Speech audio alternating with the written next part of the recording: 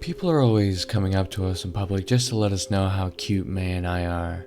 You'd think we were like one of those celebrity couples that magazines follow. May thinks it's just our natural chemistry that attracts people, but I'm pretty sure the real attention is all on her. She has such a unique way with people, I can attest to that. Like a lot of relationships, ours started pretty unexpectedly after she had spilled a drink on me at a bar. We flirted, and after a few apologies, she brought me a drink to make up for it. And just like that, we started hitting it off. I took her home with me that night, but realized she wasn't just a one-night stand when I wanted to see her again so badly the next day. We went out for a couple more dates that week, and each time we did, I fell a little more in love with her. It wasn't even 2 weeks later, and we were an item. Early months in my relationship with May were rough, on account I had to travel a lot for work. She'd get so adorably clingy every time I'd leave, calling every couple of hours just to hear my voice. We even exchanged letters. I know, so corny, but I didn't mind it at all. It was cute. Although my job at the time did pay well and was something I greatly enjoyed, I found myself wanting to spend more and more time around my beautiful girlfriend. I quit about 6 months into the relationship for a more steady job, and May moved into my place not long after.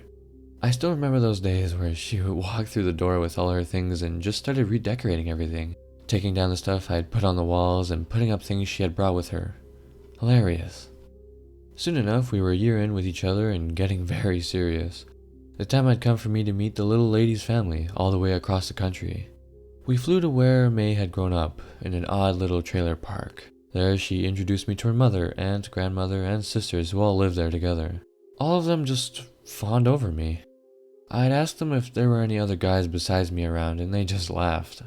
I guess it was a pretty silly question. "Easily your best catch, May," I remember her mother saying proudly. The whole time May was just beaming and clutching my arm tight as if I was some carnival prize she had won. We had a ton of fun out there with her family. There was a bonfire that we danced around. Oh yeah, we also chanted some strange songs they all knew, ate all sorts of food they had prepared for us. I even got to watch a whole bunch of strange but enjoyable activities that the women did. I was having so much fun. I wasn't even mad when they took some of my blood. Said they needed it for some cooking help. I mean, hey, I wasn't gonna judge. I was too busy having a great time. However, as enjoyable as the trip was, it eventually had to end. When we got back home, I was starting to feel a little off. Something was different. It was like something inside me was waking up, and for whatever reason, I broke up with May not long after and moved out of the apartment. She was devastated, thought I was just being uptight, and kept trying to get me to have a drink with her to calm my nerves. But I didn't listen to my poor lover, and I just walked right out of the door. 11 months passed by, and I had been dating this other girl, Sharon, when May started texting me again. She said she was so upset about how we had left things, and she wanted some time to sit down with me and get some closure. I figured, why not? So we met at a little coffee shop.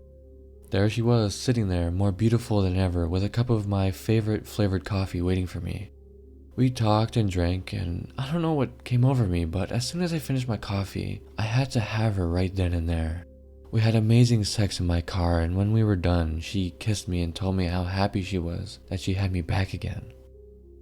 Like the angel she is, she pointed out that I was still dating someone else. She asked me if I truly loved Sharon. I told her no, of course not. So she told me she'd get rid of her for me. May's always been such a jealous girl, but this was different. We went to Sharon's house together late that night. May, that little miracle worker, whispered a few words into a sleeping Sharon's ear. She screamed and burst into flame as May and I turned and ran out of the house. Sharon and her whole building were nothing but smoke and rubble by dawn. Easiest breakup of my life, thanks to May. I told you my woman has a unique way with people. Quite the tongue on her. Past memories came rushing back to me as I moved back into the old apartment that night. All the time we had spent together doing May's hobbies, watching her favorite shows, taking her out to her favorite places. And how in love with me she had been. Sharon was never like that. How could I have spent so much time with anyone other than May? I wondered this as I got into the barred room May had set up for me to sleep in. Pictures of us hung on the walls in a beautifully made shrine to our relationship, illuminated by candles. I felt right at home as she pulled the door shut and stared at me through the bars until I fell fast asleep. Man, thinking back to those early days really gets me emotional. all those very first letters we had sent to each other when we were feeling alone. I remember each one of them, down to every paragraph.